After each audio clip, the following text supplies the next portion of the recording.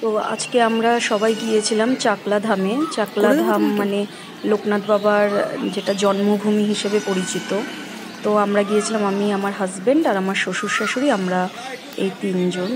প্রথম কথা, কল্যাণী থেকে ড্রাইভ করে যেতে প্রায় 1.5 ঘন্টার মতন লেগেছিল।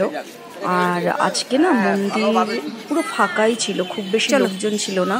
আর এখানকার পরিবেশটা খুবই সুন্দর, খুব শান্ত শিষ্ট পরিবেশ।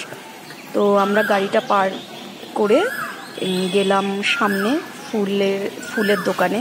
আমার হাজব্যান্ড ফুল, ঠাকুরের জন্য একটা ডালা, মালা সবই কিনলেন। তারপরে ফুল ঠুল কেনা হয়ে গেলে আমরা আস্তে আস্তে গিয়েছিলাম মন্দিরের ভেতরে। মন্দিরে এখন সারাদিনই প্রায় পুজো হয়, সুতরাং আমাদের খুব একটা লাইনেও দাঁড়াতে হয়নি। আর আমরা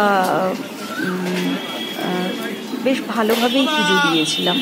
আর আমি প্রথমবার চাকলাধামে গিয়েছিলাম, কিন্তু আমার হাজব্যান্ড অনেকবার গিয়েছে। সত্যি বলতে কি, এত সুন্দর শান্ত পরিবেশ আমি খুব কম মন্দিরেই দেখতে পেয়েছি। একটু যাই, গিয়ে দেখি।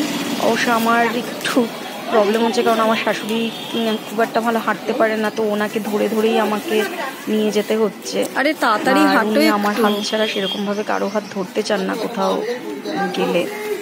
আস্তে আস্তে মন্দিরের ভেতরে ঢুকছি আমরা। হয়ে গেছে দাদা নেয়া।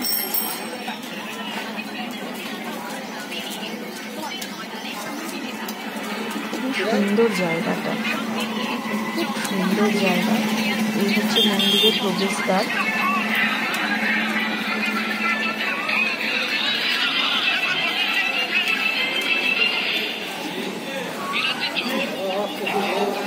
দিচ্ছে এসে এটাও একটা কার পার্কিং, মানে মন্দিরের ভেতরেই একটা কার পার্কিং, কিন্তু আমরা বাইরে কারটা পার্ক করেছিলাম।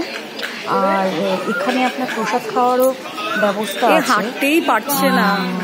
আপনি দুপুরে চাইলে ঠাকুরের ভোগ খেতে পারেন, বাসন্তী পোলাও থাকে, খিচুড়ি ভোগ থাকে, খিচুড়ি ভোগ আর রাজভোগ দুটো টাইপের প্রসাদ এখানে পাওয়া যায়। কিন্তু আমরা রাজভোগটা নিয়েছিলাম। আর পার প্লেট পড়েছিল 75 টাকা করে। ইনি হলেন আমার শাশুড়ি, সবসময় হাত ধরেই নিয়ে যেতে হয়, হাঁটতে পারেন না একদমই। মন্দির আর গাড়ি পার্কিংয়ের মধ্যে একটুখানি দূরত্ব ছিল, কিন্তু যেহেতু আমরা জুতোটা বাইরে খুলে এসেছি, রাস্তায় পা দেওয়া যাচ্ছিল না, প্রচণ্ড গরম ছিল রাস্তা।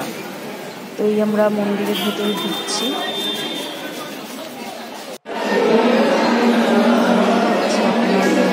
বাবার মূর্তিটা, যেটা পুজো করা হয় জয় বাবা।